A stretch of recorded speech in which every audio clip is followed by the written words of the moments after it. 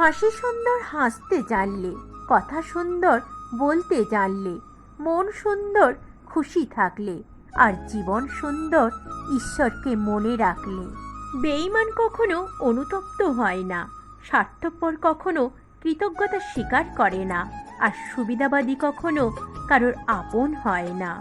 বাবার হাত ধরে উঠে দাঁড়ানোর সৌভাগ্য সব সন্তানের হলেও সন্তানের হাত ধরে উঠে দাঁড়ানোর সৌভাগ্য সব বাবার হয় না। প্রতি রাতে ঘুমানোর আগে সবাইকে ক্ষমা করে দাও আর নির্মল হৃদয় নিয়ে ঘুমাও। বাস্তবতা, যাকে ভেবে তুমি প্রতিদিন নিজের ভেতরে শেষ হতে থাকবে, সেই একদিন তোমাকে বলবে, কে বলেছিল আমার জন্য নিজেকে শেষ করতে? সন্দেহ সমস্যার পাহাড় নির্মাণ করে, বিশ্বাস পাহাড়ের মধ্য দিয়েও রাস্তা নির্মাণ করে। সম্পর্ক হচ্ছে চারা গাছের মতো, নিয়ম করেই তার যত্ন করতে হয়, নয়তো বেড়ে ওঠার আগেই মরে যায়। ভালোবেসে কেউ সুখী নেই, বিশ্বাস না হলে ভালোবেসে দেখো। ভালো মানুষ তো সে যাকে কখনো মনে রাখতে হয় না, নিজের থেকেই মনে পড়ে যায়। জীবনে ধাক্কা খাওয়া খুব জরুরি, ধাক্কা না খেলে জীবনে শক্ত হওয়া যায় না। ভুল মানুষের কাছেই আমরা ছোট হই, সঠিক মানুষটা আমাদের মাথা পর্যন্ত নামাতে দেয় না। যে ইচ্ছেগুলো কখনো পূরণ হবে না, মনটা সবসময় সেটা নিয়েই পড়ে থাকে। অভিমানটাই যদি কেউ না বোঝে, ভালোবাসা বুঝবে কি করে? দূরত্ব বেড়ে গেলে দূরত্ব কমানো যায়, কিন্তু গুরুত্ব কমে গেলে গুরুত্ব ফিরিয়ে আনা যায় না। শুধু অর্থ আর স্বার্থের কারণে অনেক ভালোবাসার পতন হয়। সে কোনোদিনও আমার ছিল না, অথচ সবসময় তাকে হারানোর ভয় পেয়েছি। জীবনের গল্প ভূমিকাহীন, প্রতিটা লাইন হয়তো পড়তে যতটা সহজ মনে হয়, বোঝা ততটাই কঠিন। তোমার সম্পর্কে তোমার অবর্তমানে তারা তোমাকে যা কিছু বলে তা জানলে তুমি হয়তো অনেক মানুষের সাথেই মেলামেশা হাসি মজা বাদ দিয়ে দিতে। একজন বিবাহিত নারীর জন্য সবচেয়ে নিরাপদ স্থান হচ্ছে তার স্বামীর বুক।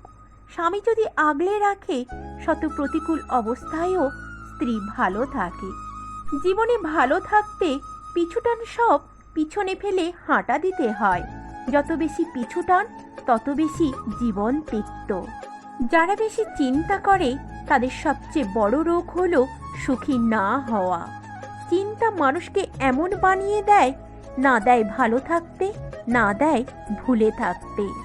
ভালো লাগা আর ভালোবাসা দুটো জিনিস কখনোই এক হতে পারে না।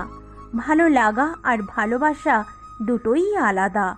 যখন আমরা কারোর প্রতি তীব্র আসক্ত হয়ে পড়ি, তখন তাকে বলে ভালোবাসা, কিন্তু যদি আসক্তিটা অল্প মুহূর্তের হয়, তাহলে সেটাকে বলা হয় ভালো লাগা।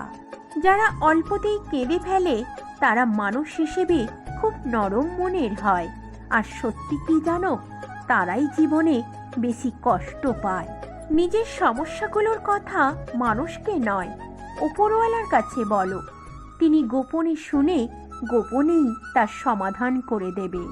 যারা প্রথমে অবহেলা পায়, শেষে দেখবে তারাই বেশি সফল হয়, কারণ মানুষের প্রত্যেকটা অবহেলা তাকে নতুন কিছু করার অনুপ্রেরণা যোগায়। পাশে বসে মন খুলে কথা বলার জন্য যদি মানুষটাকে সামনেই না পাওয়া যায়, তখন অভিযোগটাই বেড়ে যায়। একজনের দিক থেকে যখন অবহেলার মাত্রা বেড়ে যায়, তখন অন্যজনের ভালোবাসা ক্লান্ত হয়ে পড়ে। পৃথিবীতে জীবনে যা পাওয়ার জন্য এত আকুলতা, এত অস্থিরতা, সেটা যদি আমরা পেয়েও যাই, সেই প্রাপ্তি পূর্ণতা দেবে তার কোনো নিশ্চয়তা নেই। সম্মান আর ভয় কখনো এক হতে পারে না। মানুষের অন্তরে সম্মানের স্থান করে নেওয়া উচিত। ভয় তো মানুষ কুকুরকেও পায়। অন্যের ক্ষতি করার জন্য যে গর্ত করছো, গভীরতাটা একটু কম করবে, কারণ সেই গর্তে তোমাকেও একদিন পড়তে হতে পারে।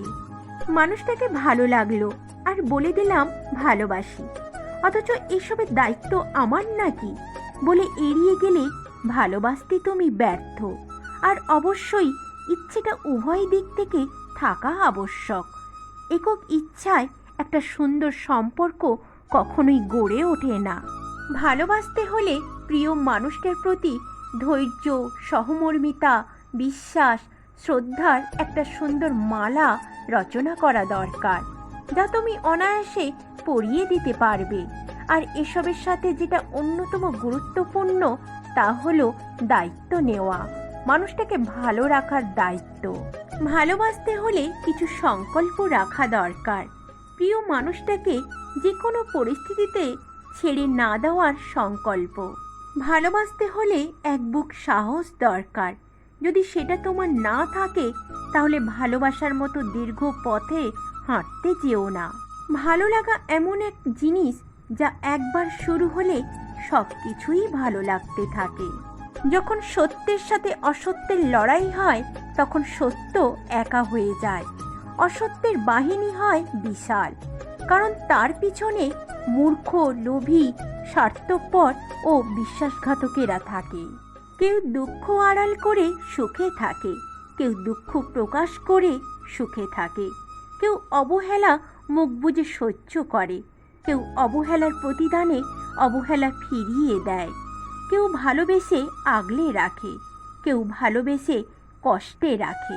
ভালোবাসা কথাটা বলা যতটা সহজ, ভালোবাসার পথটা অতটাও সহজ নয়। তাই তো অধিকাংশ ক্ষেত্রেই ভালোবাসার পথে ভালোবাসার মানুষটাকে নিয়ে শেষ গন্তব্য পর্যন্ত পৌঁছানো যায় না। আমার পিছনে সবাই নিন্দা করে, সেটা বড় কথা নয়। বড় কথা হলো নিন্দা করতে গেলেও তাদেরকে সেই আমার পিছনেই থাকতে হবে। মানুষ চলে যায় তার প্রয়োজন ফুরিয়ে গেলে, কিংবা অপর প্রান্তের মানুষের থেকে অবহেলা পেলে। কখনো কারো মনে কষ্ট দিও না, কারণ সে যদি সহ্য করতে না পেরে ঈশ্বরের উপর ছেড়ে দেয় তাহলে তার পরিণতি অনেক ভয়াবহ হবে। অযোগ্য কাউকে যোগ্য করে তুলতে নেই, কারণ সে যোগ্য হয়ে প্রথমে তোমাকে অযোগ্য মনে করবে। একটু চুপচাপ হয়ে দেখো, কেউ নেবে না খোঁজ। দিনের শেষে দেখা যাবে প্রিয় মানুষগুলোই নিখোঁজ। কম রোজগার করো, তবু সৎপথে করো। আপনজন কমবে কিন্তু আত্মসম্মান কমবে না। বর্তমানে ভদ্রতার কোনো মূল্য নেই।